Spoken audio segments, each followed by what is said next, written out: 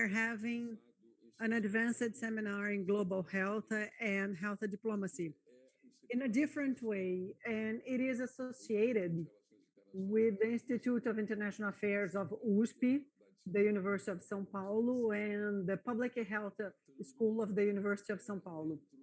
And we'll deal in the scope of the working group of Fiocruz and USP about the pandemic and the reform of the international sanitation regulation. We are having the fourth meeting that matches this advanced seminar.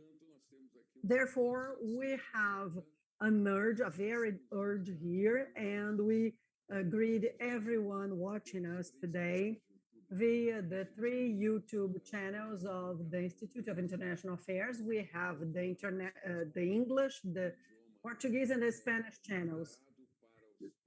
You have a translation, and you can talk to the panelists and make questions, and we'll discuss about the reform of the sanitary regulation. And I won't say anything about it because Leandro is the coordinator, and I would like to greet him, Leandro Viegas, who is the executive worker of this group of work of the University of São Paulo, IRI, and the Public Health School of Oswaldo Cruz Foundation. He is the executive secretary.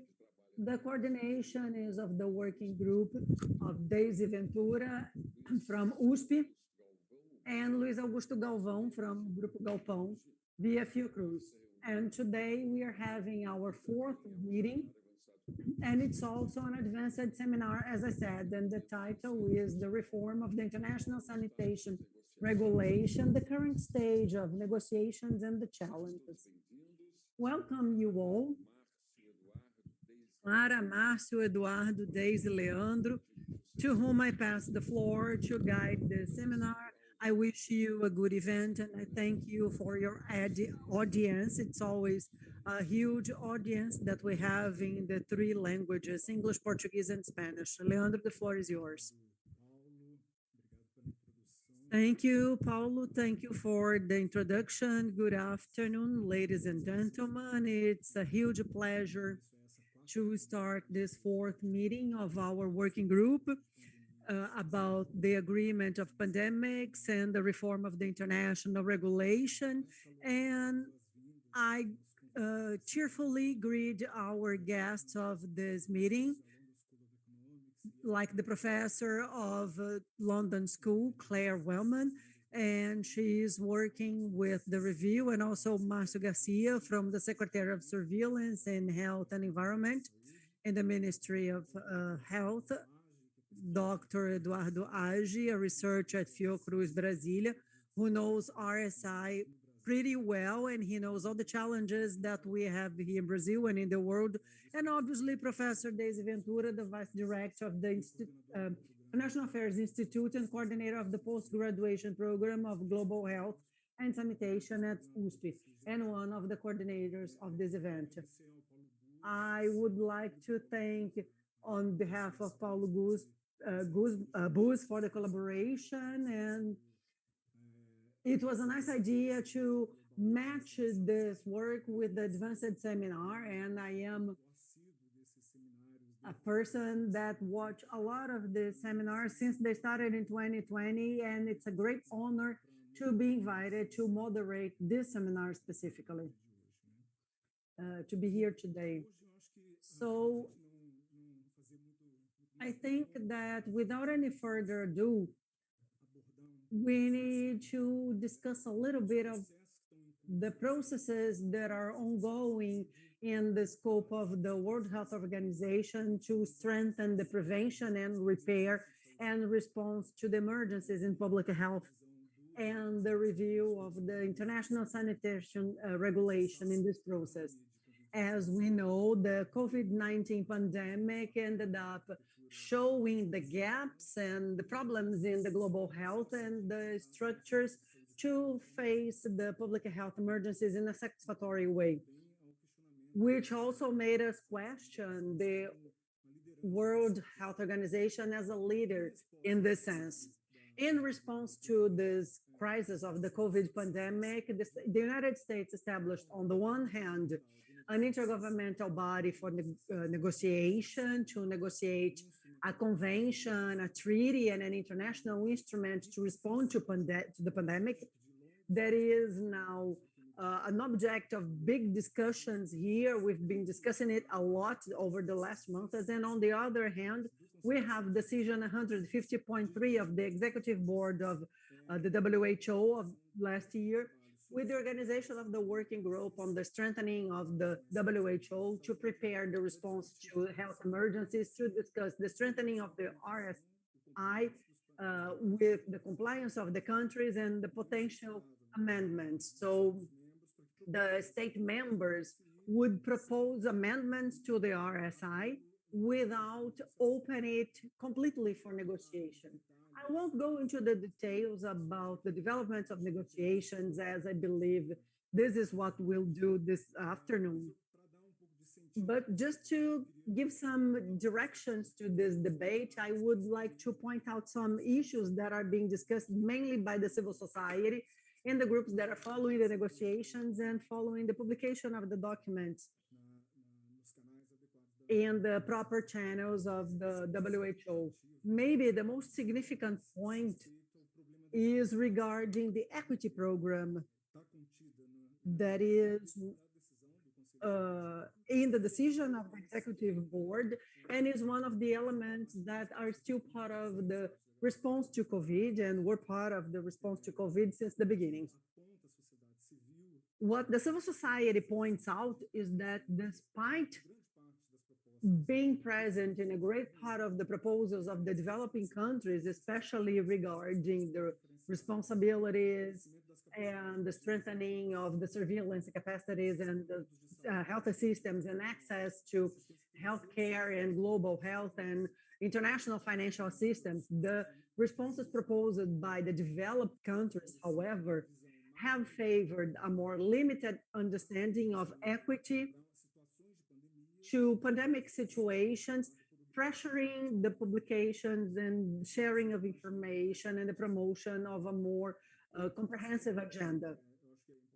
Another thing that is important to mention is that it's quite recurring for an RSI that is formed and maybe in an agreement about the pandemic on how both instruments will deal with each other. It's not clear so far. I mean, considering the negotiations, will they be complementary documents, or will there be overlaps, or will it be single issues like the RSI dealing specifically with public health emergencies in an international level, and the agreement will deal specifically with the pandemics?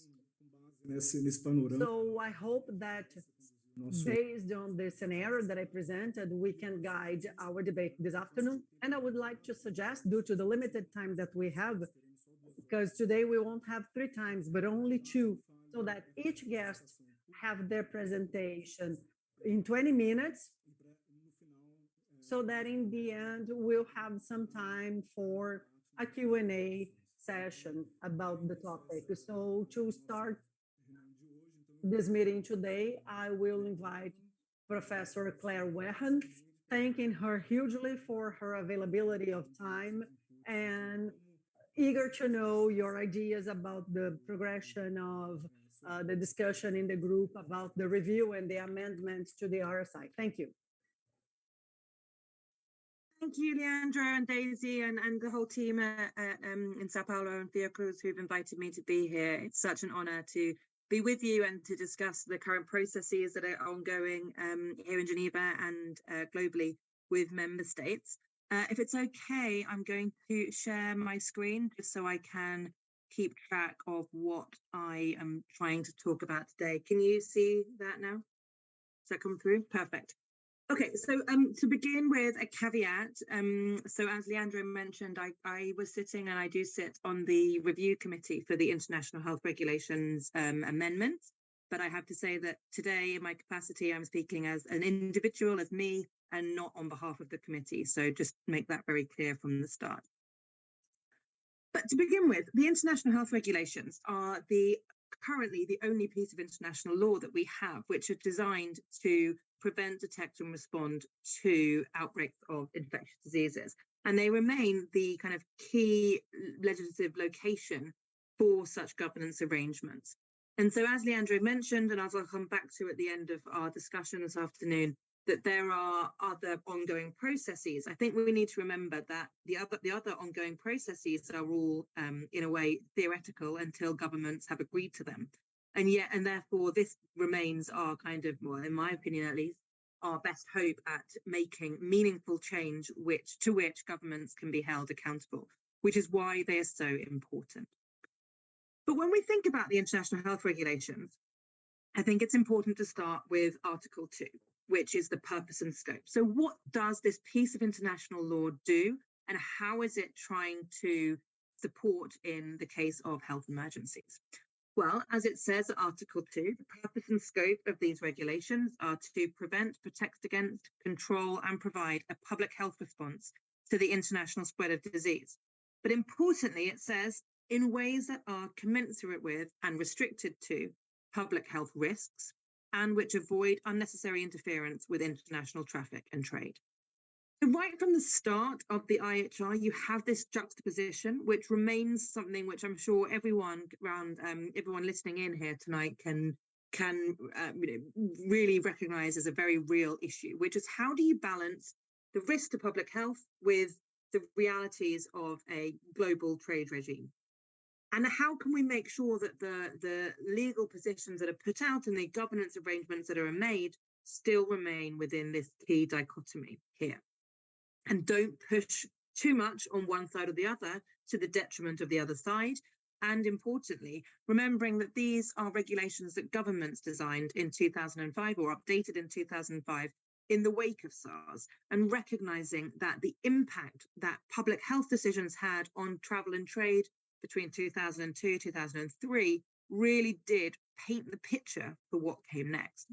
Now, I think that's important to think about, even though it was over 20 years ago, is because you have these crisis events which then repurpose and redefine international law for governance to responding to pandemics and infectious diseases. And we're in another one of those crisis periods now. But we need to make sure as we go through providing guidance and designing amendments to the international health regulations and or the development of a pandemic convention or agreement, that we're not simply responding to the last crisis, but we're thinking much more holistically about, well, what might future risks be? How can we think much more broadly about these issues? I also think, though, we can learn from COVID and think, well, how did the IHR fare during COVID? How did the one piece of international law we have designed to prevent against such outbreaks work?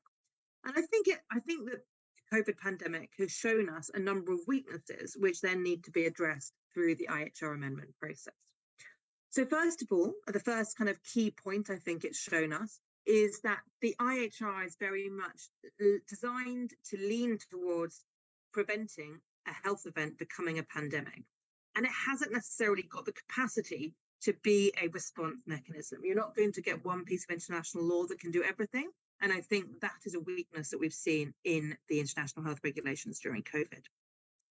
We also saw many governments depart from what they were legally obliged to do under international law. So, for example, Article 15 of the IHR, which is where WHO, on the declaration of a public health emergency of international concern, the WHO Director General is empowered to offer temporary recommendations to governments as to what they should do to mitigate the threat that is posed.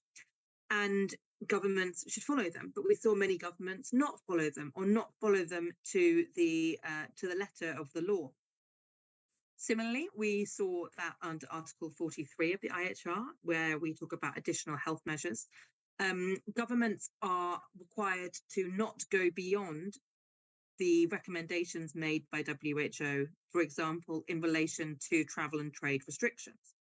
Now, again, that balance between public health and travel and trade.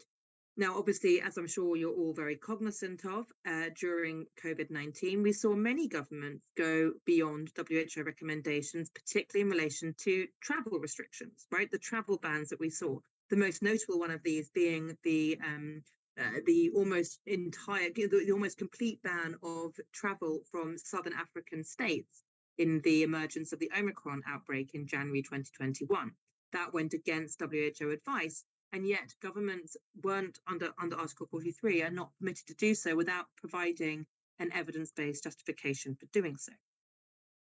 A further challenge, and one that Leandro just mentioned, is that the IHR really haven't come to grips with the concept of equity. Indeed, there's no mention of the word equity in the IHR. And again, we've all witnessed the reality of what that means when it comes to COVID-19 and being able to access countermeasures, but not just being able to access countermeasures. A much broader, holistic understanding of equity might also reveal the multiple inequalities that are experienced by different locations, different population groups, whatever they might be, however you want to define it, that were experienced during COVID. We also saw in the COVID-19 pandemic that the IHR data sharing regulations were not sufficient to be able to facilitate meaningful data sharing, both in terms of genomic sequence data and in terms of real-time data coming out of China in the early stages, something that many governments have been faced challenges about. We've seen further challenges around limitations around financing and cooperation. So as under Article 44 of the IHR, there's an obligation on all member states to provide cooperation and assistance, both technical and financial, so that everybody in the world and every state in the world is able to build capacities to respond to emerging health threats. Now, again, we saw quite a protectionist response from many high-income countries during the pandemic, where they didn't seek to offer collaborative or technical or financial assistance to other countries around the world. And finally, another key weakness that we saw with COVID and the current 2005 version of the IHR is that there's no real mechanism to ensure that governments adhere to the international health regulations. So as I've mentioned, all these other challenges, there is no implementation mechanism. It's based on a system of name and shame, that governments will fear the public perception if they don't comply. But I think we can agree that that wasn't necessarily enough of a driver to ensure governments to comply during the pandemic. And so again, something that needs to be considered as we move forward.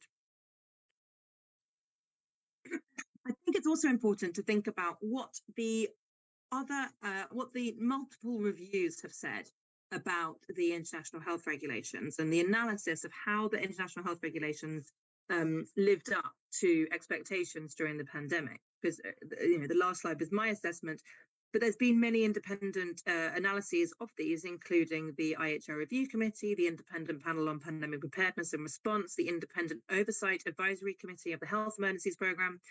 And they've all effectively concluded the same thing, which is that actually maybe the content of the IHR isn't the problem. And that actually one of the key gaps is that governments don't follow it, right? Governments aren't following the letter of the implementation. And actually, more careful readings would actually say that most of the things that I had on my last slide were in there to some extent. And it actually was a failure of recognizing the extent or rather making a too narrow interpretation of the law.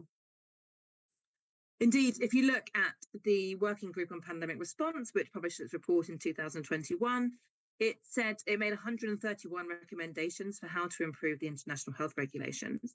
And actually, 101 of those recommendations were met by implementing current frameworks, and most of those were met by implementing IHR properly.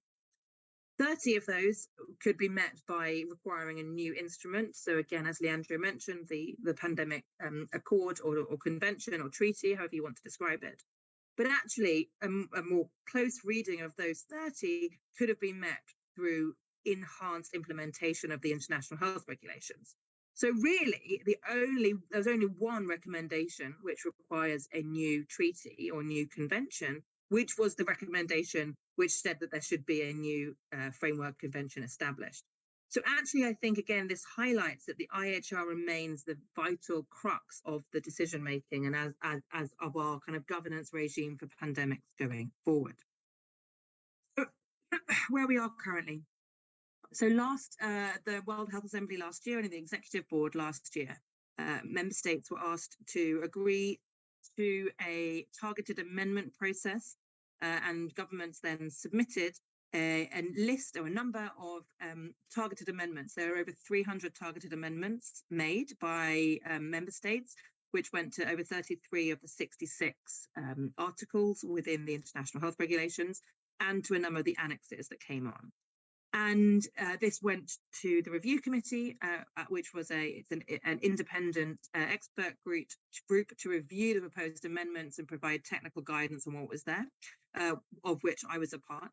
And then we submitted our report to the Director General in January, and now it's over to member states and the working group of the international health regulations to take the proposed amendments, which were made last year by member states, take our advice on them as technical experts, and start the process of trying to negotiate the amendments going forward. And this is what we're going to come on to next. And again, as I started with Article 2, I think it's important to come back to Article 2 and look at the proposed amendments to Article 2. So this was the one that's saying, what is the aim of the international health regulations? And you can see here in the bold and underlined text, the proposed amendments to Article 2 really do expand the scope of the IHR. So they want to, member states want to expand not just preparing and providing a response to an international spread of diseases, but also addressing health system readiness and resilience, considering all risks with the potential to impact public health, and perhaps most pertinently, want to expand to not just consider these public health risks on the balance with travel and trade, but to do so also with the impact on livelihoods, human rights, and equitable access to health products, health technologies, and know-how. And so really, particularly when I think about the word livelihoods here, we really see a massive expansion of actually what we're trying to balance in this piece of legislation and what the real crux of the international health regulations will be going forward. Now, to touch on a couple of those pieces in more, or a couple of the proposed articles, I'm not going to go article by article. I'm going to pick up on a couple of key themes that we see appearing throughout the proposed amendments. And the first one is that of equity. So again, something that Leandro picked up in the introduction. And throughout the proposed amendments to the international health regulations, we've seen multiple inclusions of equity-related proposals. Almost, I wouldn't want to guess at the exact number, but, somewhere like a quarter, a third, a half of the proposed amendments were trying to address and readdress this imbalance of power, I guess, in the international health regulations, power in the governance of the response, and to try and overcome and mitigate the challenges experienced during COVID. For some people, Article 3 of the International Health Regulations talks about the universal application for protection of all peoples from the spread of disease. So for some people, that this already embodies concepts of equity, and that actually the kind of conversation about is equity in there or not should be a moot point in that they have this universal application. But I think we need to unpick this more, because actually what you see when you read the proposed amendments is actually quite a narrow understanding of equity. It's very much about being able to access medical countermeasures, access to vaccines, access to technology, access to know-how. I'm not debating those are all important things, and those are all things that have to be addressed in any future mechanism or any future amendment to the IHR and or development of a treaty. But I do worry that the excess focus on this sort of technological angle of equity is missing the much broader form of equity that we saw being really, unmitigated during the pandemic, which was that, different, depending where you lived in the world, depending who you were, determined your outcomes. And I think we need to make sure that in this international health regulations, we have some sort of recognition of that and the socioeconomic inequalities that fall within them.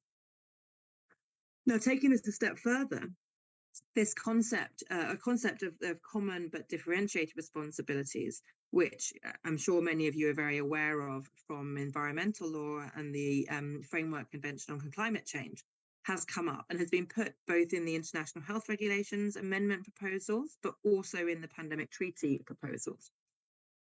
And I think this is something that has to be considered very carefully.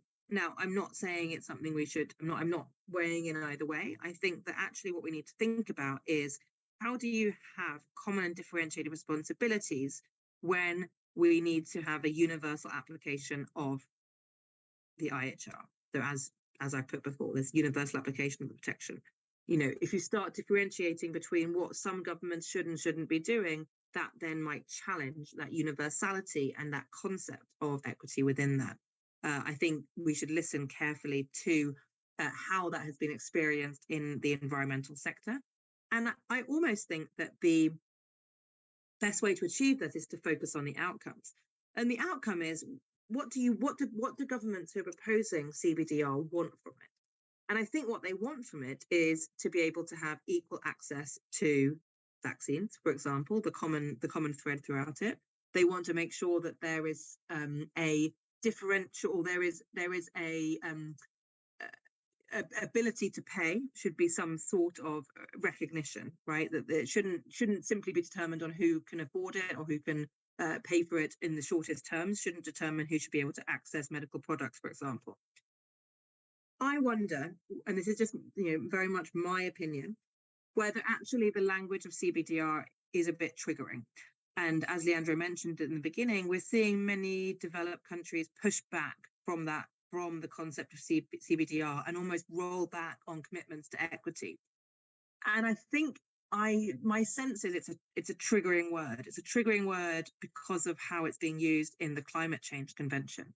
And I wonder if a more fruitful outcome might be to focus on what ability to pay, or and use different language which gets to the same root but doesn't have the same connotations. Might be a more fruitful way forward. I think we also need to think about, when it comes to equity, how we're aligning this with the other efforts in this space. And again, the pandemic treaty, the new medical countermeasures platform that was being discussed in South Africa last month, and how all these pieces of the jigsaw are going to fit together and enhance equity rather than create counter-institutional processes where you're having different meanings of equity and different levels of equity occurring in different places. To move on to a second key proposal that came through the amendments is that of Article 12 and the concept of a public health emergency of international concern. So we had several proposals that included reference to an intermediate fake or a regional fake mechanism. So this is trying to move away from a binary nature of, is it a public health emergency or not? My personal opinion is that actually these scalar models of emergency alert don't really work, because if you looked at other forms of governance, such as those used in famine, such as those used in humanitarian action, we don't really start to see action happening until it hits that top level of, number 5 on a scale of 1 to 5. And so actually, what is the intermediate level, for example, going to achieve? I fear it won't really achieve much, and it's going to be a added bureaucracy when that time and effort could be used to actually responding to the health emergency at question. And it's not a binary at the moment. There's a lot of information that comes from, for example, WHO to the national focal points already, that comes bilaterally through states, that comes informally. So I don't think you can claim that states don't know that there's an outbreak happening somewhere else in the world until it gets to this fake mechanism. I think that actually is a lot more nuance in there already. There also hasn't been a clear detailing of actually what would intermediate fake look like, right? What's the criteria that would determine an intermediate fake to be declared? Who gets to determine it? Is it a regional director general of the World Health Organization? How do you balance the tension between politically elected regional directors or politically elected director generals of the World Health Organization with the technical experience of the emergency committee of the IHR that currently determines a public health, or currently advises on the determination of a public health emergency? I think there's multiple layers here that would need to be unpacked by member states before they went down that trajectory. On the other hand, we had the proposal to create regional level of public health emergencies, but I fear that risks balkanization. If, for example, a regional alert is declared in Brazil, Does that mean that here in Europe, we shouldn't be doing anything because it's a problem only in PAHO region, right? Or only in Latin America? I think that's a very narrow way of understanding how diseases spread. And I fear that people won't do anything then until it becomes, a problem in their region. And that's not how diseases spread. Just look at COVID. It went from China to Iran to Italy. I think that's shown us more than anything that a regional level won't work. But at the same time, we know that regional institutions are already creating their own forms of these emergency alert mechanisms. So this is happening at the European Union level. It's happening at the African Union level. So again, not within WHO structures, but in side structures. And so I think we need to think carefully about, well, obviously WHO has no control over what other institutions do, but how do you manage that process between WHO-led processes under the IHR and regional level processes under other institutions, and how to manage that interaction between the two if those things are already happening? And more fundamentally, I think you need to think about actually what happens when a fake is declared, right? When it's decided that monkeypox or polio or COVID is a public health emergency, does that then trigger something? Does it trigger governments to act in a certain way? Now, in some countries, yes. In some countries, no. But I think we've only got anecdotal evidence on this. And I think really before we start introducing new criteria or new types of fake, we really need to understand the effect of a fake and actually what happens when we have one. The third key point we saw coming up throughout all the amendments was this question of financing, right? We saw this in multiple different ways. So first of all, we saw the question of should a fake, so like I've just been talking about, be a trigger for a financial mechanism. Now, the proposals were put saying it absolutely shouldn't be, because they thought that that having the fake trigger a financial incentive meant that you might be more likely, or there might be perverse incentives for trying to determine a fake. But actually, I think the opposite. I think, if you know that on a point of recognizing that this is a major issue and a major public health risk to the global community, that there is suddenly financing available that can then be used to try and, contain the spread of that disease, I think that would be a welcome introduction to the landscape. Now, quite where that money comes from is up for discussion, but I think it's something that we should be considering very seriously. Secondly, many of the proposed amendments, and indeed most of the IHR, needs significant investment to be able to meet the capacity requirements, both capacity in countries and at the WHO. And I don't think there's a clear picture yet around where this money is going to come from. Is it for member states to implement themselves?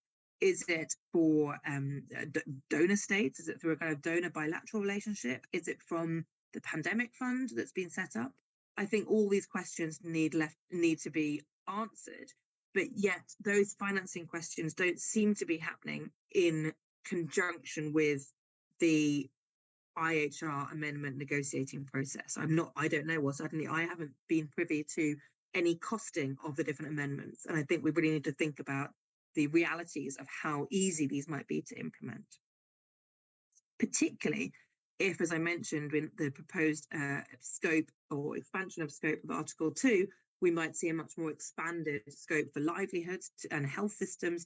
That's going to be a much more expansive cost for implementation.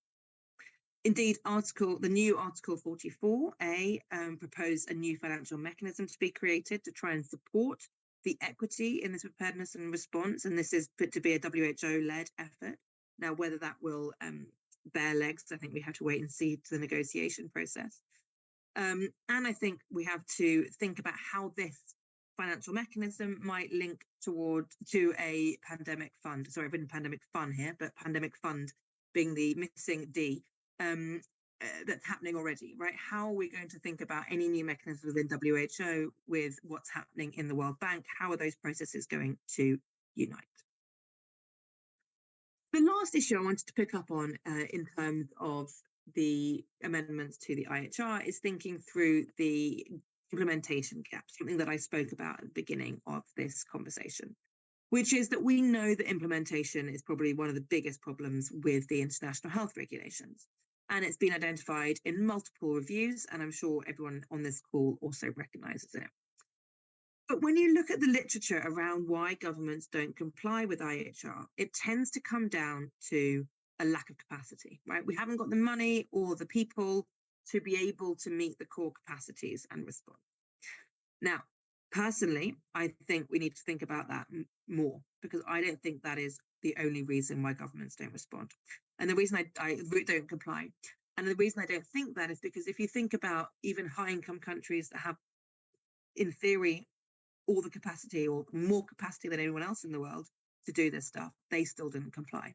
So I think we need to unpack that a lot more about the multiple different reasons. And I'm sure it's a grey area and there's not one right answer. And I'm sure it's a dynamic scale for multiple different reasons governments don't comply. But nevertheless, what we've seen is there's the kind of three proposals that were put forward as part of the amendment process focuses on how to enhance compliance. And it proposes different formats for such compliance mechanisms, whether they be through the World Health Assembly, through a peer-to-peer member state process, through a committee process. But the idea being there's some sort of monitoring and accountability mechanism that's built into the IHR that is member state led, so it's kind of peer-to-peer led, to try and bring, and enhance government's response to it. But I asked the question is, do we think that's enough? Right. And I think I asked that because if we look at Article 44, so one of the first ones I brought up being problematic during COVID, we saw that actually governments didn't really collaborate and assist each other. So do we think they're then going to be there to monitor and evaluate each other through compliance? And how rigorous will that be? And how much of an impact will it have on the process? Now, I think we need to look a lot more closely at other compliance and accountability mechanisms in global governance to really understand. But I think we should also be thinking about other forms of incentives.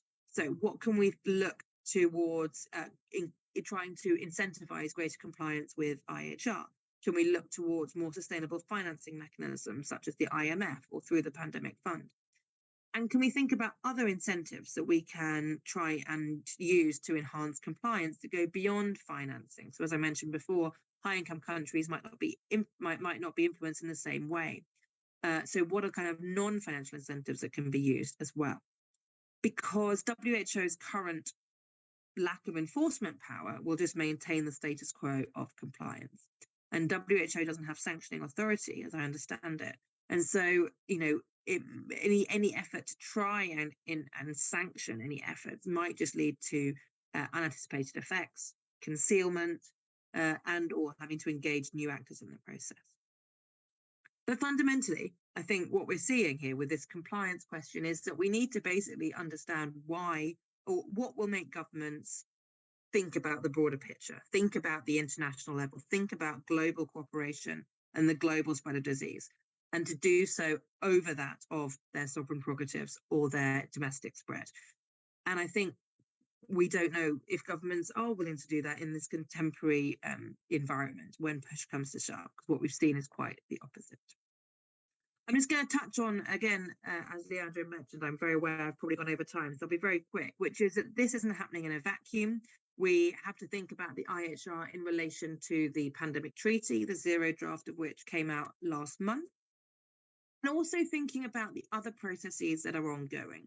So the pandemic treaty negotiations, the IHR revisions, the UHPR processes, the pandemic fund, the executive board standing committee on health emergency prevention and preparedness and response, the high-level meeting happening at the UN General Assembly this year, and that's all in the health emergency space, not to mention stuff that's going on at WTO through TRIPS, through the Convention on Biological Diversity, the Nagoya process.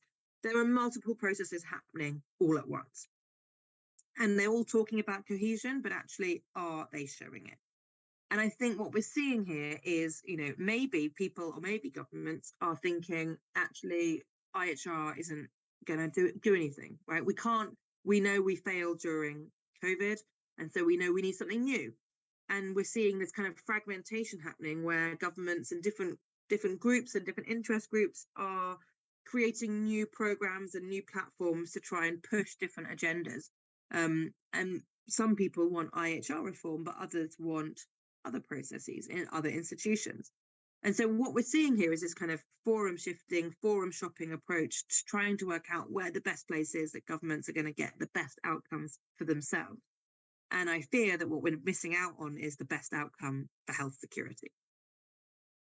Because fundamentally, we've got this balance which is happening, which is between how do we balance sovereign prerogatives when it's sovereign governments that are then negotiating these global processes. And these two things are very much in tension in this process. I will stop there and I will hand over back to Leo. Sorry for going on for so long.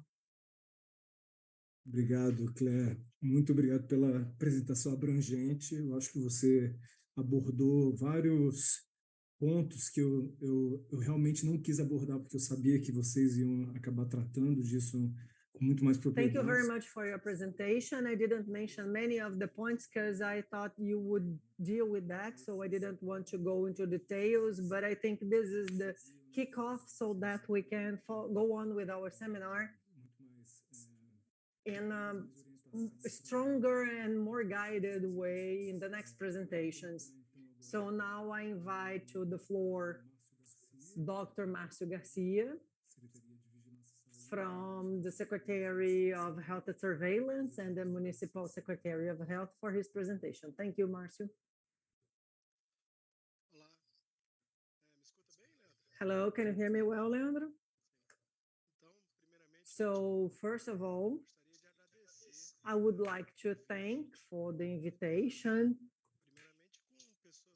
to be here with such important and expert people on the topic. Some were my professors in the past, so I'd like to greet Eduardo. I learned a lot with international sanitation regulation, and now he is my dear friend and consultant for many issues.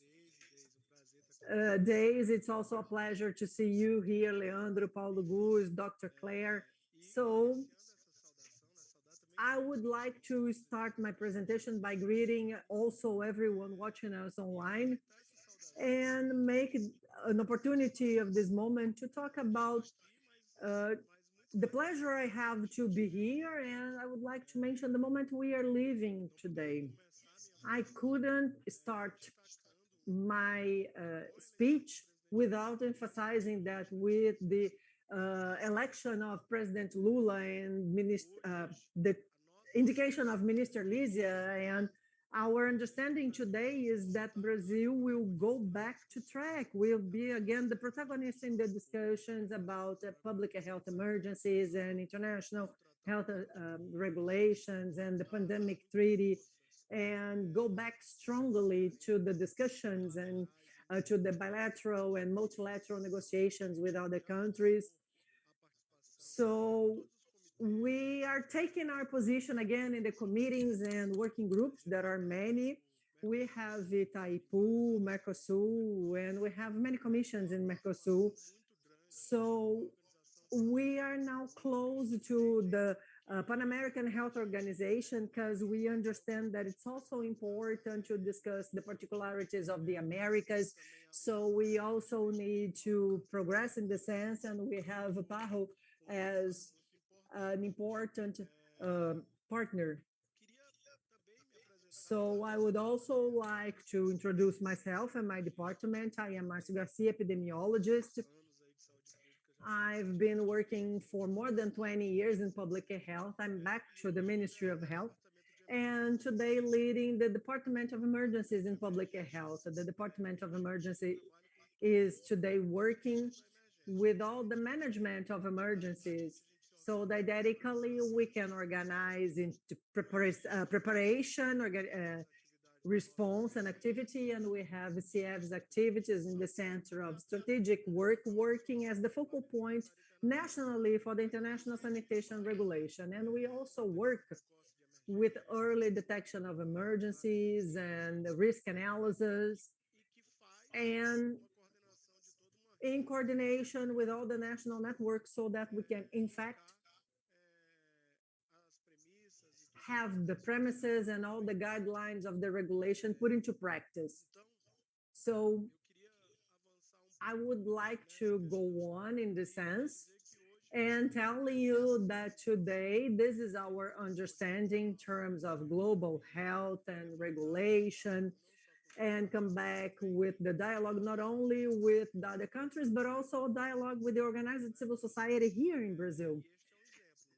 And this is an example to get closer to GT, that is discussing for a while the amendments of IHR and the pandemic agreement. This is our goal. So once again, I thank the organization of this seminar. And I would like to say that we are available to be part of other discussions as well. Now, specifically talking about the amendments in the regulation, I organized my ideas so that I can talk a little bit about the proposal that Brazil submitted for amendment and some discussions that we've had in the Mercosur bloc. Specifically about the proposal, well, Brazil submitted an amendment proposal that is related to Annex 2 of the decision instrument so that we can notify events that may be a public health emergency of international importance. Since we started working here, we started studying to recover some materials and we couldn't find everything in the discussions. We couldn't have all the records of discussions, but the analysis that we've had is that first we have to talk about the proposal, and the proposal clearly would reframe Annex 2, mainly with a new division of some pillars. So the proposal would bring the need to develop the discussions on the geographic area and the characterization of the event, the social and assistential and economical relevance. And another important point of the proposal presented by Brazil is that Annex 2 would also have a quantitative approach and not only a qualitative one. So Brazil proposed to have a score according to the responses to some questions. When we reassessed the proposal submitted, what we discussed internally was first that we would have to take into consideration the assessment of the review committee. We understood that the proposal is important, it has its value. We analyzed what the review committee gave us as a feedback.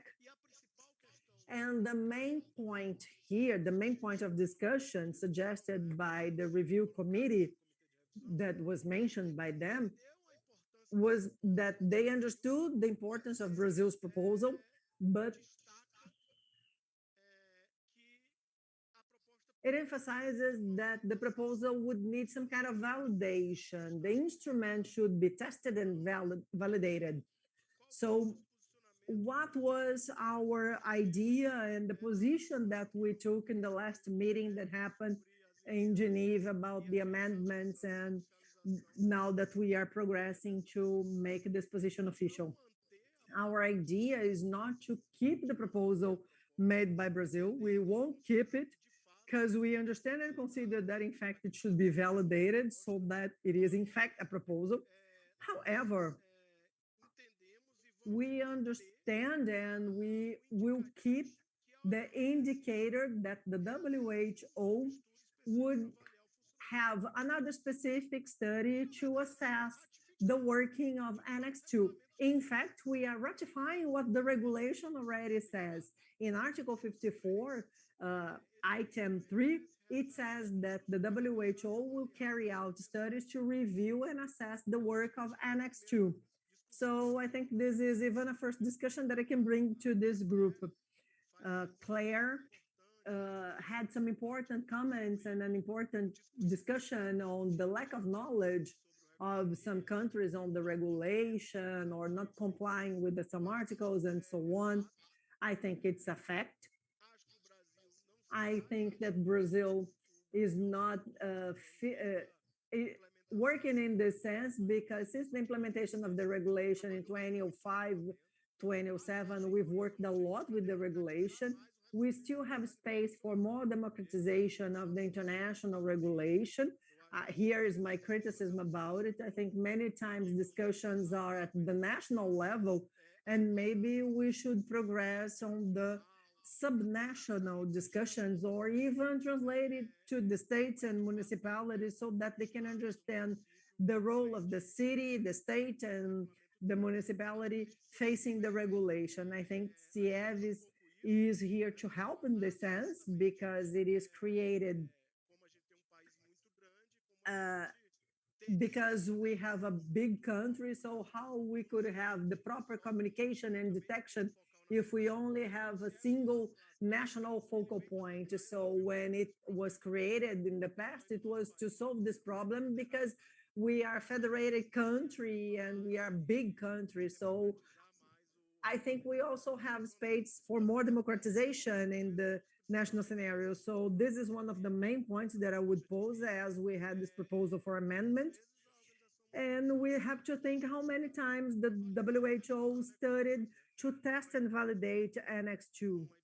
So we have an implementation since 2007. So it's almost 17, 18 years of this regulation.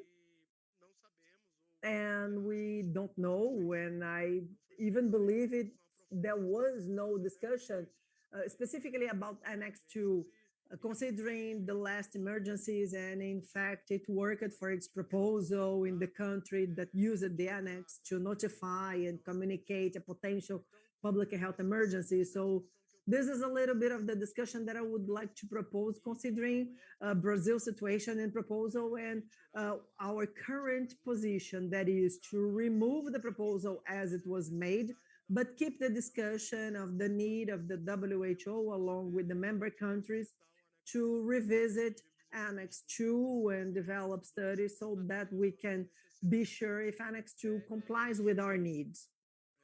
Also, Brazil has been discussing in Mercosur, and now we have proposals of the block, this group, and I won't get into details of all of them, but I would like to share with our audience and with you here a little bit about it. So Mercosur as a group could reach to a consensus with proposals related to 6 articles and 3 annexes. And these proposals a few weeks ago were rediscussed, now assessing the comments of the reviewer regarding the proposals. And some of the proposals the group has reviewed, and they show that the proposals were already contemplated in other articles. I think Dr. Claire mentioned it a little bit, but it was important because some we were in line with the reviewer group, and others uh, we responded to their arguments. But the proposals are specifically related to the risk assessment criteria, the strengthening of the core role of the national authorities of health. We also have in the Mercosur bloc proposal related to the international financial support that is mentioned by Dr. Claire, and also a discussion on the recommendations for travelers and declarations in terms of international health emergencies in order to help the information with the itinerary and symptoms to track everything. And this is an important point to put into practice because the international sanitary regulation says that, but it's always been very difficult for us to have this information regarding the travelers. When the country receives the information, they are quite late, and then we have almost no opportunity to establish any investigation measure or control measure. So this was one point of discussion. And we also discussed possibilities of innovation like the QR code or any other resource to check the authenticity of the document. And we understand this is a complicated discussion because there are countries which would have more difficulties to do that, and others have the proper technology and they can think about it in terms of global health. But this is something that maybe would give an option for those who have to use the technology. The other countries would make use of what they have. And regarding the sanitary control of shipment, it's not only a matter of technology, because it's important to some countries here in South America because they have a river navigation. So we need to insert the terminology, because today we don't have this term. And when we consider Paraguay and some other countries here in the south, we have international trips via ship in the river. And then in the regulation, we only have the maritime word. So maybe depending on the interpretation, it wouldn't contemplate this international river navigation. And about the entry and living of international travelers in case of the declaration of international emergency, we would work with products with limited disponibility, availability, and we'll work accordingly to the regulation of the origin country. This is another discussion. And about the frontiers, in case of a declaration of XP, so we develop a binational contingency plan. No Mercosul, elas não foram rechaçadas In pelo general, this amendment set by Mercosur has not been toppled by the committee, and it has been highlighted that there are some imprecisions, difficulties in implementation, or redundancy in other articles in the regulation, as I mentioned previously. I believe I won't need to use all my time. This is what I like to say, and especially saying that the health ministry and the health surveillance secretariat, our department is available, is open to collaborations for discussions. And I understood that the discussion today was more focused on the amendments, but about the treaty and the agreement. I always say both of them because there are so many doubts about this document that even the name is confirmed, if it's agreement, if it's a treaty. There are many things to happen, and it's very hard for us to reach this schedule until next year. The ideas are good, but there's a lot of discussions to be made. I think the main point has been said by Leandro and Claire. This treaty slash agreement talks to the regulation, understanding there are some intersection points between them. Wonder if the agreement for pandemics is only for pandemics or only for epidemiological emergencies.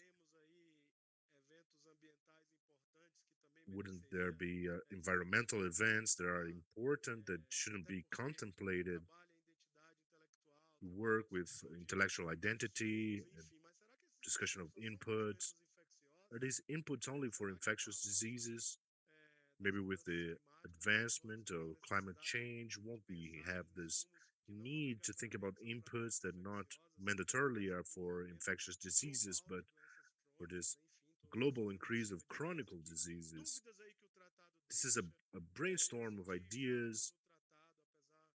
I think the treaty still lacks, it's very specific for infectious diseases. Maybe it should have a chapter as well for early detection. This is what we've been talking about a lot in the department, tools for early detection. Our surveillance systems today are very good in Brazil. There's no doubt about that. We advocate for these systems, but epidemics show that the traditional surveillance systems are good systems, are the official systems, are very safe. In the last term, there was no such security, but this is something else to talk about. They are good information system, but maybe not as fast as they should for detection that epidemic and outbreak demands. What other systems we need to use, what other tools we need to use.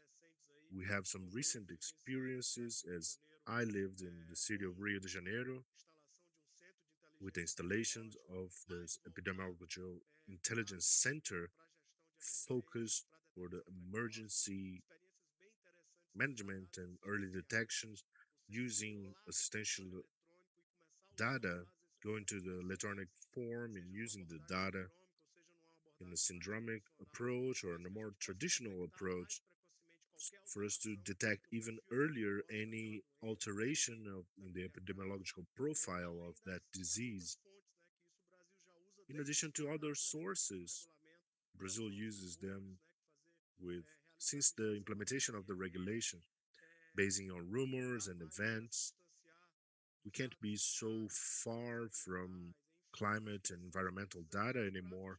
These are the great challenges for surveillance. Thinking about the surveillance for public emergencies, and we are talking about this in the secretariat here.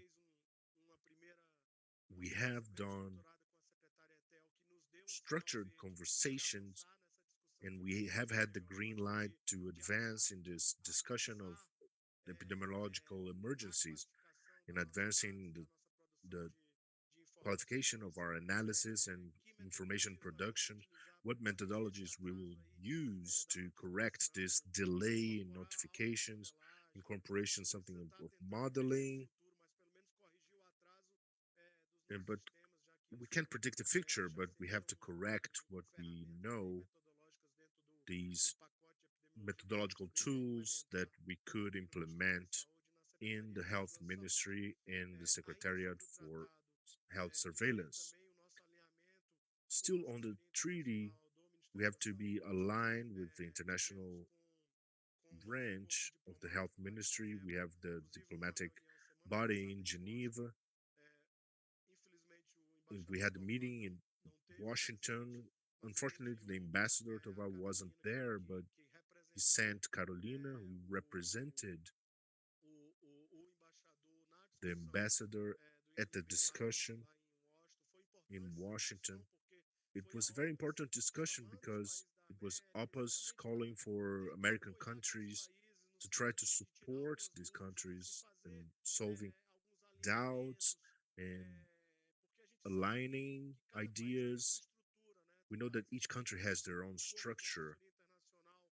We have a more robust diplomatic body. Other countries have smaller teams. There is a heterogeneity in the INB discussion. There are countries that lead the discussion more through the diplomatic body and not so much of a technical area. In other countries, the technical area participates more strongly. And we understand that the pandemic treaty involves, in health ministry in Brazil, here involves all the secretariats in the ministry because there's a lot of information on human rights, a lot of information on science and technology, a lot of information on work management and input production and storage. But we have one department called Public Health Emergency Department. So this department must be very close to these discussions at INB and the pandemic treaties. So we positioned like this, and they accepted that we discussed, we participate in all the discussions.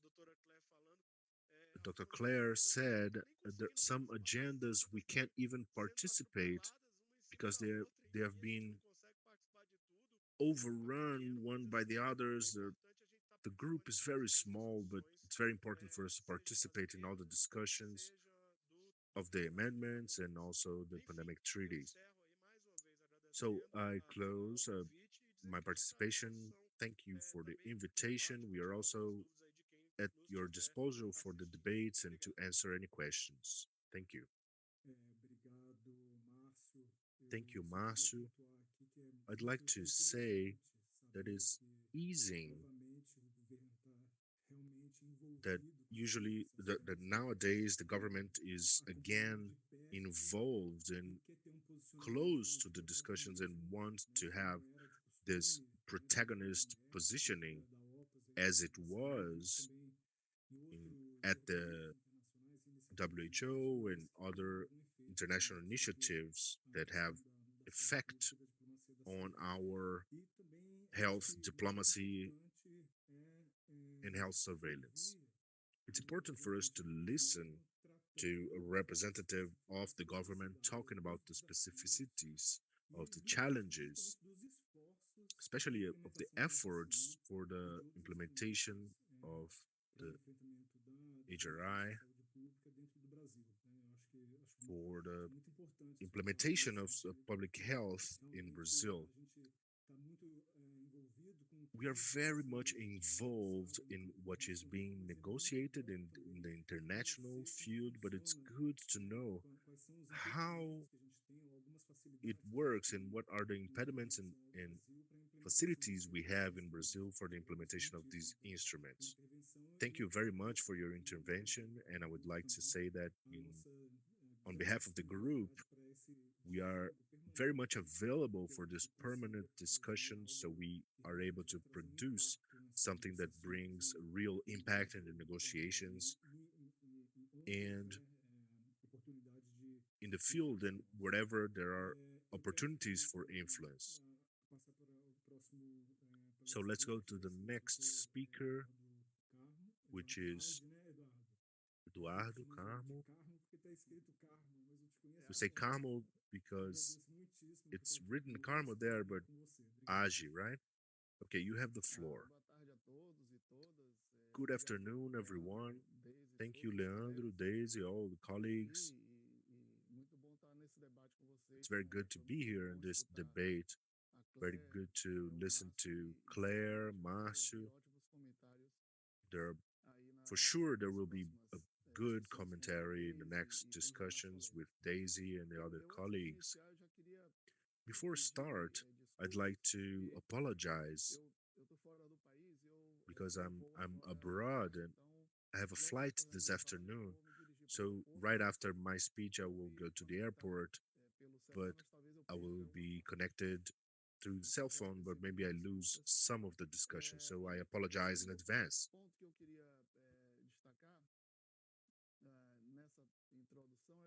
In this introduction, I would like to also highlight, first, congratulate the brilliant work for the review committee in Claire's name, this breathing work that was done in very short notice, more than 300 amendments proposals, what really for sure demanded huge effort from all the involved to bring this result that now the countries are able to really look over these propositions and discuss them deeply. It's interesting to observe that when we look at the report, it's a very extensive report and very well produced.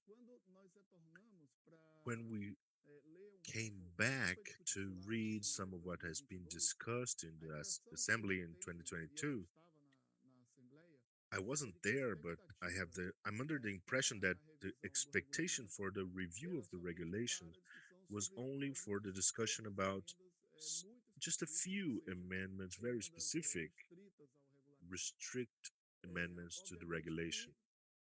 Obviously, this was not talked through with the countries, and due to the insufficiency in the application of the regulation, and I also agree that a huge problem is about adhesion and the full implementation of the regulation, as well as the later decisions in the assembly related to it. Countries presented a huge number of amendments, and they are referred to half of the articles, 33 of the 66 articles, in addition to annexes and new articles proposed, the need that the countries have is to change a lot of the regulation, not only in the early expectations about some specific demands.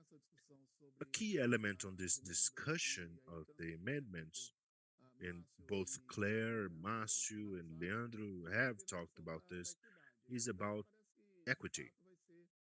So, equity will probably be an axle of this regulation. We expect to have all this review process of this instrument. I want to highlight that the regulation is not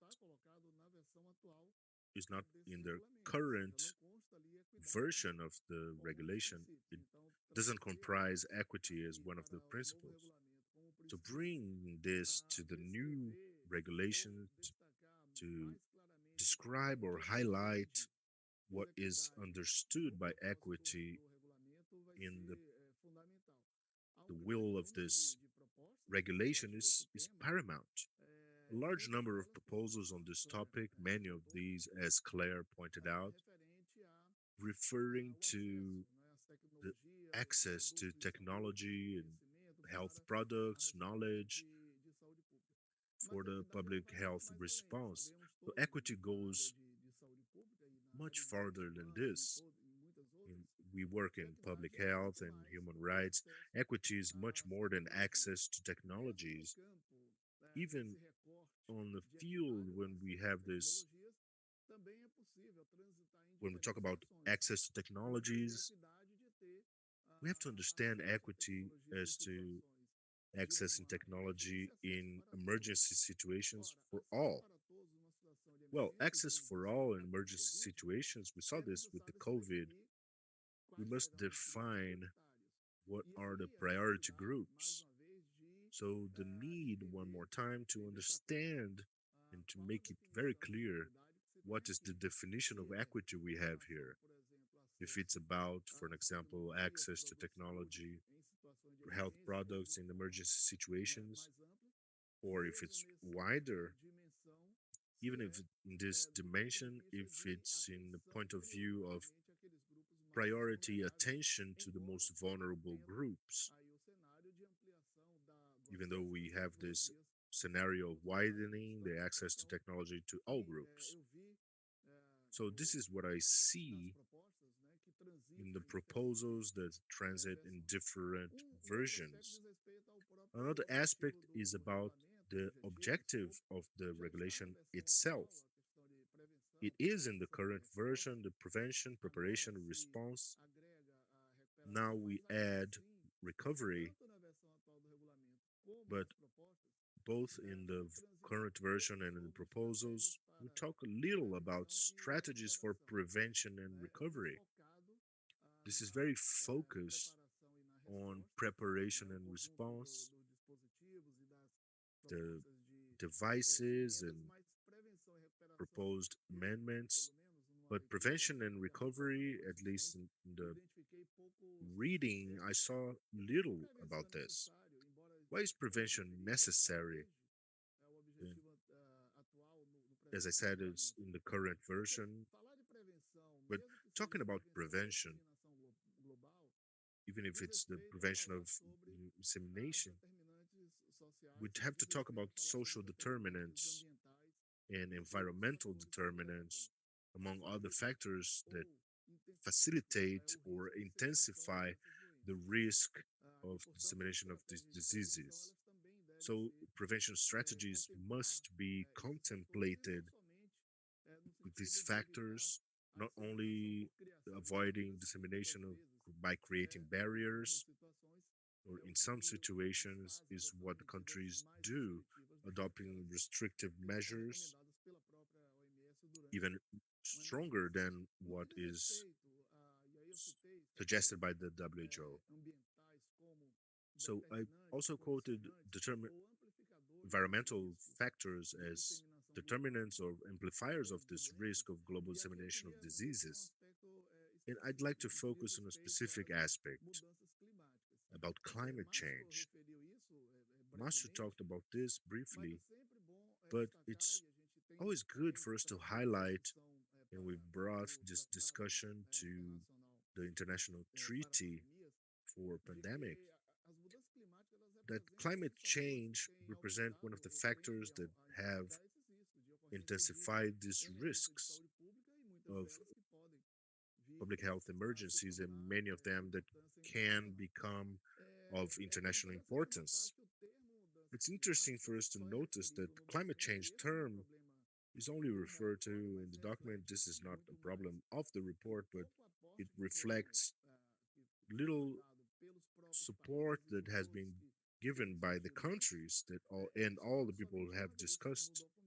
This it's only mentioned once in the document. The same goes to if we look at the document for the pandemic treaties, very little mentioned. We don't talk about what is the relation with climate change and the need for improvement of the health system for the prevention and preparation and the effects caused by climate change. This looks like it's not a matter of concern, and now it's what we think about.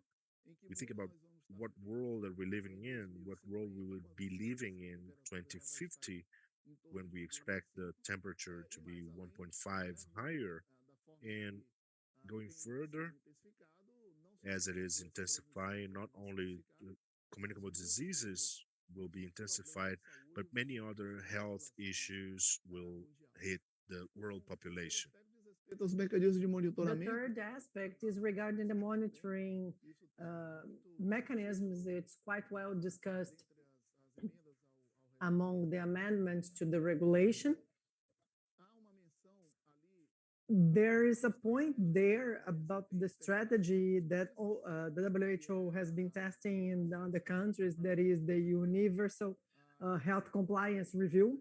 And it's interesting because there is a distinction from other strategy in the periodical universal review that will have the framework of human rights. But this strategy that the WHO is testing in some countries, the committee, and to my opinion, was quite proper. They didn't incorporate as a complete proposal just because of that, because it's being tested. There is no approval of the WHO, so there is still the need for more assessment and adequation and viability and importance about the strategy. And other strategies will also be thought regarding the monitoring. And an important point is that when we talk about monitoring, and I've been following the implementation process of the IHR since 2007 in many countries, and especially here in South America. And there's always a confusion about what is the implementation of the regulation and what is the development of the abilities. Sometimes we tend to understand that they are different processes or complementary processes that may be monitored by different mechanisms. I think here we need to discuss a little bit more, because there are many ongoing mechanisms to monitor and implement many policies, and it's important to concentrate to this regulation here what we aim to monitor or to check in terms of compliance, what we want to give transparency in terms of adherence and compliance of the countries and states regarding this regulation. So in my opinion, it has to be better defined in the next discussions of the working group. And maybe think in a broader way regarding increasing or giving more transparency to the many compliance mechanisms and create strategies like, for example, the Tobacco Convention and the Global Plan of Non-Communicable Diseases, despite not being legally perfect, but they bring some interesting strategies. And among others, among others, these strategies bring the strategy that venham a ser desenvolvidas ou each one of the activities to be developed in the country, which means compliance with a treaty or a convention, may be checked. I mean, to having these instruments and mechanisms of verification. So I know it's an important topic. Some countries end up saying, okay, we agree with the mechanism, but to these points, or sometimes even to half of the points, it will end up as confidential and not available for us to have the information. So it's a sensible topic, but we can face it. Another topic is regarding the civil society, and the committee in a very proper way has more discussions with the civil society, but to the regulation and to the next steps and the work of the working group and the regulation itself and its implementation, I think it's necessary to define better how the civil society participation will be and to whom in the civil society and why, to facilitate the control measures to be implemented, or for the participation since, for example, the preparation plan, the contingency plan, and all the process, not only of implementation, but the preparation and the recovery of the healthcare systems. Lastly, and it was mentioned, I would like to emphasize the need to align this process and to discuss the amendments of the regulation and the agreement about the pandemics. This is a very critical point in the sense that we propose both instruments to be legally linked from the international point of view, and it deals with similar topics. Marcia knows very well that the pandemic treaty and the pandemic agreement is there at some point guided to pandemics or communicable diseases, and the regulation is more comprehensive, but it also obviously includes the pandemics of communicable diseases. In this sense, it is necessary that this negotiation happens with interdiscussions and with the coordination that I would say would be a common coordination so that we can benefit, both processes can benefit from it. And as the committee report just said, we won't forget any important topics so that they are dealt in a diverse way in both instruments. And then, for example, the matter of definitions, the definition that we have in one document must be coherent to the other. Once again, equity, when we talk about equity in an instrument, although any operational instrument always has a quote that to the purpose of this instrument and so on, there should be coherence about each one of the terms would be used, and equity is a good example of term in both instruments. And also the mechanism, the monitoring mechanisms and the accountability and compliance, it shouldn't interlink. Marcio mentioned the difficulty that you have in Brazil to follow this process, and smaller countries have much more difficulties to follow the strategies that will be created for the monitoring and accountability. So these were the elements. I think there are many other points. I tried not to be exhaustive, but this is what I want to debate. And Claire, once again, wonderful work that you carried out. In the beginning, we would think, wow, how would it be possible to work that in 3 months, to deliver that to the executive? And congratulations, because you did that. And now we have a long way ahead of us with the working group. And we hope that it is in a very participative way. So thank you very much. I'm saying my goodbyes, but I'll follow the discussions now. Thank you, Eduardo. Now I'll pass briefly to Professor Daisy Ventura. Thank you, Daisy. Good afternoon. Obrigada, Leandro.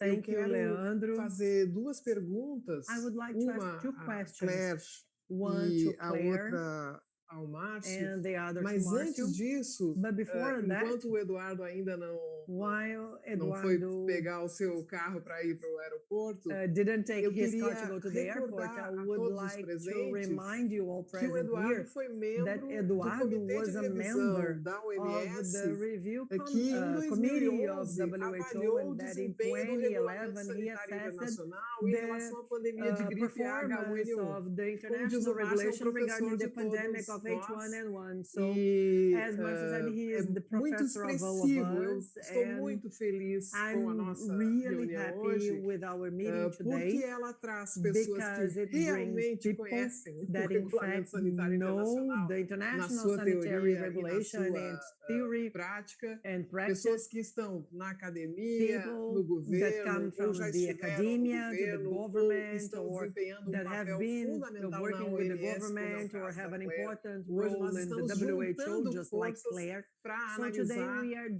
joining negociações forces que to são tão analyze the complexas, e negotiations quando that a are gente so complex, consegue and when cumprir we esse can papel de comply ponte with this na work universidade, eu to acho que deu link tudo that certo, né? at the Já deu tudo university, we certo, já believe that valeu a pena. everything went Mas eu well gostaria and it de was também worth it. fazer, aproveitar essa So I ocasião would para fazer also uma like to make pergunta use of à this Claire. occasion to Eu ask quero, antes Claire disso, a dizer question. que But Claire before Wehmann that, I é would uma like to das say especialistas that mais brilhantes she's em one saúde of global the que nós temos most hoje, wonderful e para experts in global health that nossa we have grande today, sorte, and tem to uma our visão luck, crítica no with a seu trabalho critical view acadêmico of e your também é academic feminista. work, and she's Então, always eu a diria feminist. que So I é uma would like to felicidade say that enorme it's para nós a que a Claire tenha huge dedicado pleasure o that seu Claire has tempo a dedicated her time participar to desse participate comitê de to revisão this e review principalmente nos committee, and dedicar esse mainly tempo valioso dedicate para a this discussão valuable agora. time for this Não discussion now. o que eu quero dizer com And isso, what I would like to say principalmente with para os that, colegas mainly acadêmicos, to our é que colleagues in the academia, mais is do that que uma visão more com base than científica, a se trata de uma visão scientific-based view, crítica, e it isso é is a muito critical importante view, and para this is very acompanhar essas important to negociações. follow the Claire, eu negotiations. gostaria de te So Claire, I would perguntar, like primeiro to dizer que ask eu you, well, first concordo of all, I would like to muito say that I contigo em agree a diversos lot with aspectos. you in many Dos aspects. que me parece One of mais that seems to importante me para nós the most important to universitários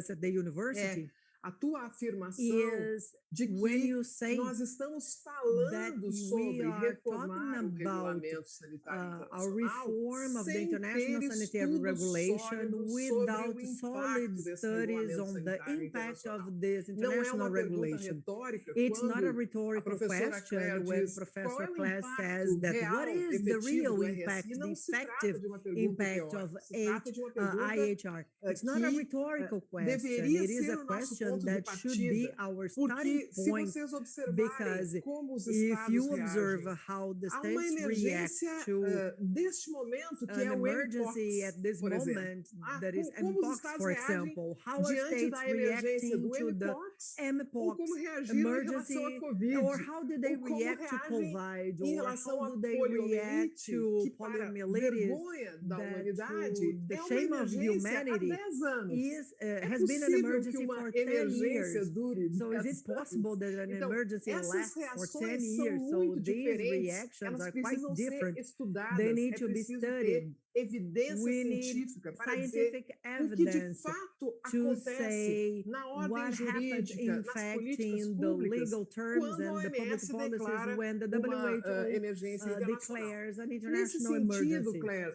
eu gostaria de So te in the sense, perguntar Claire, I qual would é like to a ask tua you, posição, se what tu is já your estudaste ou understanding, your repetiste opinion, sobre if you essa have questão, already studied about sobre it, as I mean, estratégias about de the strategies declarações de emergências of nacionais national quando há declarations a of declaração de emergency uma when emergência there is the internacional. declaration Por of an exemplo, international emergency. o For Brasil example, tem uma Brazil regulamentação has a espelho regulation em relação ao that regulamento sanitário mirrors internacional. the Nós international temos as sanitary emergências regulation. We nacionais de have the saúde. national Então, health isso emergencies. foi implementado, It inclusive, was pelo próprio implemented Eduardo even Age by Carmo. Nós temos uma Eduardo, and legislação, we have a ou legislation, talvez nós temos or atos maybe we normativos have infralegais, normative temos acts portarias, that go decretos, etc., below que the criaram legislation. quadro We de have ordinances declaração and de so on, emergência creating a nacional. set of Nós declaration também of national usamos emergency. essa We also regulamentação sobre use emergência this nacional regulation para on national outras emergency to emergências que other não emergencies necessariamente são other emergências than internacionais. the Por international exemplo, ones. For o example, genocídio contra o povo genocide Yanomami, against the que foi Yanomami detectado people agora that was nesses detected in the nesses beginning of primeiros the meses year do during governo the Lula. first months Ele of foi Lula declarado government. uma It was emergência declared a nacional de national saúde. health Não emergency. necessariamente, então, Not nós temos necessarily emergências we internacionais. have Mas international quando há uma emergencies, but internacional, when there nós is an temos esse international recurso one, de we declaração have da the emergência resource to nacional. declare the national Pergunto se emergency.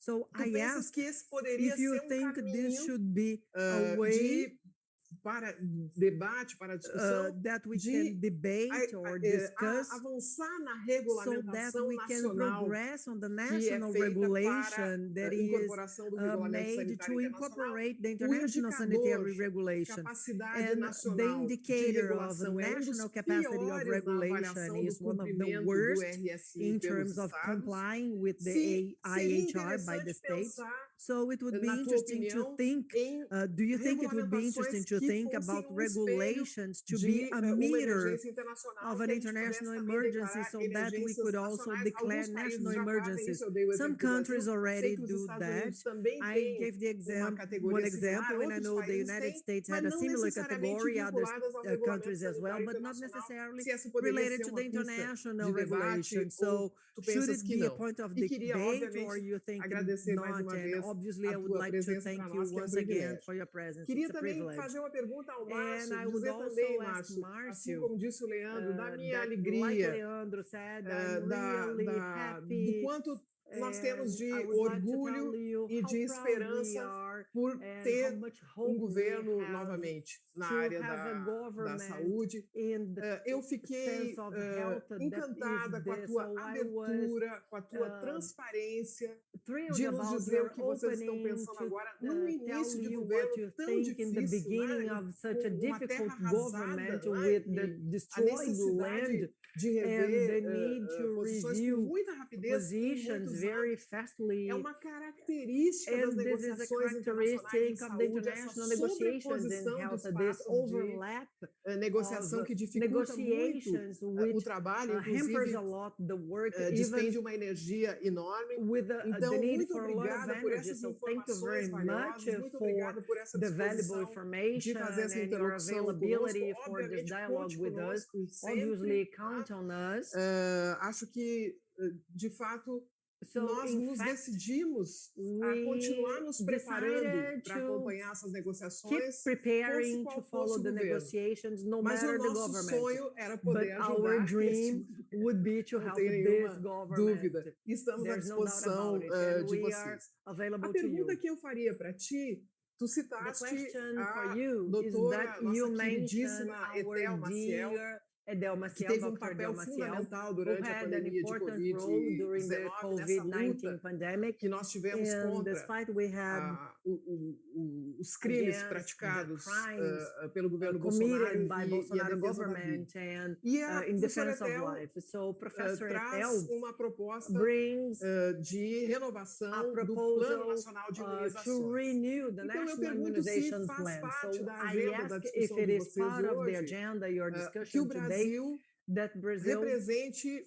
represents ator importante na an chamada important diplomacia das player vacinas. in the A Fiocruz diplomacy também of teve the papel vaccines. Fiocruz fundamental, o also has an Instituto important Butantan, role, and Butantan igualmente, Institute na produção de as vacinas well in the contra a production Covid-19. of COVID Mas pergunto se vaccines. há uma discussão But I ask if there ou is se any kind há of interesse discussion ou or if disposição there de is any travar essa interest discussão or availability de for que o discussion Brasil possa ser in the sense that provedor de Brazil can vacinas provide contra a vaccines Covid against ou COVID outras or vacinas igualmente, e other que isso se vaccines, desenrole num quadro and that it de develops cooperação into a regional, cooperation, se a essa regional discussão já está cooperation, if colocada this ou se discussion ela is está already there, no or horizonte, if it is e porque me being parece taught, que because it seria seems to me that encontro it would virtuoso be entre a uma nova fruitful política meeting externa between the new brasileira e uma external estratégia policy in do Brazil Ministério da and the Saúde, mas strategy talvez of the seja Ministry of Health, muito but cedo maybe para it's falar too desse early assunto, to mas talk fica about it. então But essa pergunta. here's E, the inclusive, question, a nossa and disposição para cooperar com o we Ministério are da also Saúde available to cooperate with the na Ministry of organização de Health and the eventos organization of intersetoriais conjuntos. intersectorial Se joint for da events. vontade do Ministério da If Saúde, nós the podemos dar Ministry o of Health apoio wants to, we a can support organizar dentro the das necessidades dos organization temas according que to the for needs of the desejo topics discutir com that will be os discussed resultados das nossas with the pesquisas sobre results of diferentes our setores. research about Nós different poderíamos sectors. reunir We could aqueles órgãos do governo que puderem, gather all the que o Ministério da governmental Saúde bodies entender that que the Ministry poderiam of Health contribuir para would a discussão understand that can contribute to the e discussion buscar colaborar com and essa try to intersetorialidade, cooperate se with for o desejo this de vocês, acho que é um ponto muito intersectoriality importante. if you Eu want. I think agradeço, it's então, very mais uma important. vez a So I thank participação de once todos que again fazem parte for your do grupo participation, e if you're especialmente part of dos the group, and nossos once again, convidados. Muito our obrigado. guests. Thank you very much. Thank you, Daisy. I think now we can make good use of the questions that Daisy posed, and here Claire and Marcio, and if we still have some time until 4 o'clock, that is our time, if we can incorporate questions from GTE and the chat that of people who are following here. Claire? Thank you, Daisy. And I really thank you, Marcio and Eduardo, who's no longer. I really enjoyed listening to all of what you were saying, particularly about the reasons behind Brazil's proposals that were made and their sort of thinking about it now. Daisy, to respond to your questions, I think you've raised a really important question, and I think it goes to something slightly more almost normative, right? Which is that WHO is a health organization. And I think a lot of the questions that come out of analyzing the IHR and thinking about issues around compliance, about what happened, sort of go beyond public health. And that's not to say WHO shouldn't be doing it, but I think when you're an organization that's so focused on virology, epidemiology, that sometimes you don't necessarily think about the broader context. And I always find it fascinating that for an institution that's so focused on evidence, that when it comes to governance decisions, there isn't the same evidence base for making those decisions. And I think, as I mentioned, the comment about what happens when a fake is declared is exactly a great example of that, right? You say in Brazil, it triggers an ESPIN, right? The Emergency de Saúde Pública, whatever it's called. And other countries have the same, but not every country has that. And, it'd be really useful piece of information for these negotiations and for WHO and for member states to know, okay, well, out of all the 194 member state countries, how many of them have that kind of mechanism? When a public health emergency is declared, do they do risk assessments? Do they heighten point of entry controls on borders? Like, what are the kind of things that happen? Because then you actually know what impact it has, if any, right? Like, maybe it has none. Rather than often what you get is kind of anecdotal assumptions based on the experience of the 10 people in the room, right? And I'm very cognizant that I'm one of those. I can only speak about my assumptions from what I've experienced, and so can everyone else. And that's not to undermine people's individual experience. It's to think, in science, we want an evidence base. And so it's trying to gather that. And I think that's really important. And I think it's not just that question, but on multiple of these issues, that are fundamentally about, that are fundamentally about governance questions, right? What's the best mechanism for compliance? Well, what's the evidence out there about compliance mechanisms for international treaties and international law? What seems to work? Why doesn't it work? Why does it work? I think bringing in rigorous social science governance expertise is vital to being able to answer these questions so that we can actually create, whether it's in the IHR or in a pandemic treaty, a mechanism which works and which has kind of got tested ideas within it.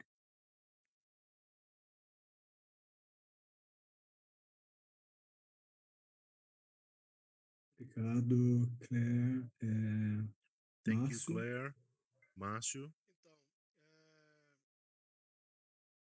sobre a pergunta, about the eu vou question, tomar a liberdade de não ser tão I'll específico, take the porque liberty of not being tem um so outro departamento de specific imunizações because there's e eu another quero department of falar pela immunizations, parte and do I outro. don't Mas want claro que a to gente é um talk on grupo behalf bem of coeso another aqui department. e We are essa very discussão ela cohesive é group, real, né? but Assim, a gente tem this discussion capacidade, is real. principalmente aí We are com capable, toda a estrutura da especially Fiocruz, with all the de Fiocruz structure, entrar neste cenário to de enter apoiar outros países, this não só na produção scenario de of vacinas, mas de supporting not kits e only de with the outros production insumos, né? of Então, eu vaccines, acho but que other mais uma inputs as vez, well. não é só uma decisão da saúde. It's not only a health O presidente decision. Lula, por uh, mais de uma vez, President deixou Lula, muito more than claro once, has que made it quer very e que tem clear interesse de voltar com todas as that negociações, com they todos want os to acordos, conversar resume all com todos os negotiations and países, agreements, they want to talk to every e nos country, deu, né, carta and branca has para given voltar, us retomar, né? Eu vou dar um exemplo freedom to resume bem, those. bem real, I'll give a very não real somente example. eu, Márcio Garcia, aí estou falando até I'm talking pessoalmente, mas only claro aqui como personally diretor, on my behalf as a e a director. gente está discutindo isso, I vocês believe estão and numa we are fase avançada discussing na this Organização in an advanced Pan-Americana de discussion Saúde. with the Nós Pan American temos Health hoje Organization. We have today responsabilidade, pensando responsibility, em saúde global, thinking about e global temos a health, capacidade and we have the capacity, técnica e em alguns technical momentos capacity, logística, and de sometimes apoiar os países logistic vizinhos, to de support apoiar the os países da neighboring América do Sul, countries and to de support apoiar os South países da American América countries Central, and de ter Central alguns American países que countries as têm well. Some questões countries políticas have importantes que não political obrigatoriamente vão poder issues that receber are important apoio and de maybe algo, will not então a be gente able to pode receive entrar e preencher support esse from espaço. E all the além countries, disso, so we can fill this temos void. quase que And in addition to those, obrigação e we have também almost an capacidade obligation de and also the apoiar, capacity to por exemplo, os support, países africanos de for an língua example, portuguesa, the né? Portuguese Assim, speaking African countries. inclusive já tivemos And experiências no we have passado had de algum tipo experiences in the de past apoio, de of participação this da type of nossa parte support de and emergência. participation Hoje o Brasil tem, in por exemplo, emergencies. programa de epidemiologia Today, de Brazil campo, has que é o a nosso field EPICUS, e já tem epidemiology quase program 20 anos, that já is tem almost 20 anos, são that 19 it anos. is 20 Nós years estamos na old. 19ª turma, um programa que tem We reconhecimento launched mundial the e 19th tem class. colaboração This is direta com os world fortalecimentos dos sistemas de recognized vigilância and para investigação collaborates de with surveillance investigação de systems, emergências. investigation of outbreaks and Então, emergencies. podemos sim, We tanto na can, preparação, na vigilância e in the resposta, apoiar preparation os and países, assim como surveillance and você falou response, mesmo, support da these questão dos countries, insumos. Não as é you só a said, questão de Daisy, produção about de the inputs insumos, as well. So, this discussion de of input stockpiles regionais, como productions and regional isso está stockpiles, contemplado no Tratado de this is Pandemias, né? contemplated in Pode the ser um caminho pandemic, a the seguir, Treaty de of ter já Pandemics, estoques estratégicos para que to rapidamente have possa ser strategic acionado, né? Porque stocks se a to gente, so it can be startar a compra e used. produção a partir do Because início da if we pandemia, a gente start vai perder um tempo aí. Então é preciso que os países buying in estudem the como beginning é of que the cada um outbreak, pode we will lose ajudar a lot of time. nessa So we questão. are discussing how each country can help in this Além da matter. parte logística, I'd ter like to go esse nosso beyond posicionamento the como logistic departamento issue. de Our avançar positioning is nessas to advance contribuições. A gente in tem these hoje contributions. We um have arcabouço today de cursos a prontos, framework todos of eles relacionados à courses that gestão are de ready, emergência. Esses cursos all já of them estão todos de related forma to online, emergency muitos deles management. estão They em are on português, inglês, online espanhol, já platforms, pensando many of them in nos países da English, América, Spanish, and nos outros países que Portuguese, falam thinking about Latin American a língua countries portuguesa, and other Portuguese speaking e countries estamos as aí well. com a carta pronta, And we have submetendo this à letter Organização Mundial de ready Saúde, submitting to the mostrando que nós WHO temos capacidade showing that we have the Brasil, capacity Ministério da Saúde, Secretaria of Regional de Saúde, Brazilian Governo do Departamento Ministry de of Vigilância Health and Pública, Secretariat as well oficialmente to parceiro be GOR, officially parceiro da Rede Mundial de Alerta e Resposta às Emergências. a GOR Isso também partner. nos traria aí uma legalidade de poder ser This acionado is pela this makes Organização us Mundial de possible Saúde to be para apoiar called upon by the outros WHO países em to situações de support emergência other ou até countries in mesmo, por emergency exemplo, situations. Moçambique com um Now ciclone we have devastando o país Mozambique e ao with mesmo a tempo cólera cyclone devastating também the country. At the instalado. same time, Estamos acompanhando cholera com muita atenção We are looking at this very closely. The advancement of some hemorrhagic fevers in the Equatorial Guinea, some other countries in the region. This sounds to be speaking the same note, but there's no limit for this. The countries must be prepared. We can't close barriers. There are no barriers for these etiological agents. They're very little effective. We have to be ready and we have to help the other countries to be ready as well. This is what we're thinking about. We know how to collaborate, and I'll keep you updated on the discussions on inputs and how the country positions in these propositions. Maybe we have another discussion specific for this subject, having people from Fiocruz and Biomanguinhos that will be able to contribute a lot. In addition to Butantan in São Paulo, we have to call everybody that is able to produce vaccines, kits, and every other inputs. Thank you, Márcio. We have around 10 minutes to end our presentation. I have Francisco Viegas here with his hand up. There's no other comment on chat. Let's see, Francisco. Thank you, Leandro. Our colleagues, I'd like to thank Márcio and all the other high-level speakers. Not only the importance of the resuming of the positioning of Brazil that is very welcome, brought by Márcio, not only about inputs, but the transferring of technology and training is very welcome here. Brazil is experiencing this at Mozambique with the Fiocruz to expand the capacities when we think about emergency preparations. Without the medication to produce and the importance for us to produce vaccines in a constant scale in these countries that are developing this capacity is very important. Brazil has a privileged position to be able to contribute with the global agenda. My question is very punctual about the sanitation, the health regulation, about aligning with the proposals of the African countries that brings the equity in intellectual property, sharing of benefits, pathogens, all this discussion on equity that Leandro said very well and Eduardo as well. I want to know about this positioning. I'm very happy to know the Doctors Without Borders work, collaboration with the Portuguese-speaking countries. We can strengthen this dialogue. Thank you very much. Thank you, Francisco.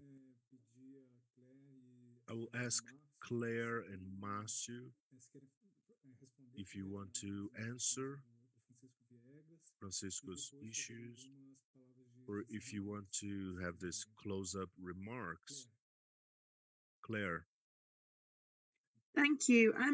I mean, I think so. I touched on this in my presentation. I think look, equity coming out of the COVID pandemic, it's clearly a big issue, and clearly it's something that many governments want to see changed across the landscape of global health governance. And I think we are going to witness over the coming year or so before May 2024, we're going to witness many different avenues for these discussions. And we're seeing it already. We're seeing it happening in real time through the IHR process, through the pandemic treaty process, through this platform in South Africa, bilaterally at the WTO. It's happening in multiple different locations. And I think my opinion is, I think we're seeing governments who have been wronged by the lack of equity and lack of equitable access to medical countermeasures are trying everything they can to change that for next time. And I think it's strategic. I think it's knowing that they will have more success in some places than others, that they're trying to put it everywhere. And I don't see any harm in that. I would be doing that if I was them too. I think it'll be interesting to watch how that plays out and where the success happens. But also with my kind of political science hat on, seeing where those negotiations end up alongside where the actual power debates are going on, and actually kind of how those processes align, and actually whether it ends up being a fruitful solution or not, I think very much remains open. Personally, I really hope that that governments pushing this agenda are successful in a forum in which they can be successful, and not in a forum where it ends up not having much meaning next time going forward. But I think the evidence from history has shown us that there's a lot of strategic negotiation happening and a lot of forum shifting happening. And we see, these issues being sidelined in places that haven't necessarily got the momentum to accompany the really lofty importance of equity. And I think something that's come up through Marcio and through Eduardo's comments as well is I personally really think we need to move away from focusing on equity simply as being access to medical products and technologies. It's so much broader than that. And I think we're starting to see changes for that in the pandemic agreement discussions. For example, my work in gender, we're seeing a lot of push for equity, gender equity in that, which I think is a very welcome inclusion. But I think we have to make sure that, well, sort of as academics at least, recognizing that equity is not just about public health, about access to health products, and it's a much broader concept. And you in Brazil, are champions of that, and much better than we do over here. But it's a really important push that we ought to be making. Obrigado, Claire. Márcio, você queria responder? Thank you, Claire. Marcio, would you like to say something? Yes, quickly. I haven't had the opportunity yet, Francisco, to be in a meeting in Geneva, to be with the representatives of the African countries. But we can't not support any equity discussion. This is our role. We need to hear the other countries, to search for similarities and understand the differences.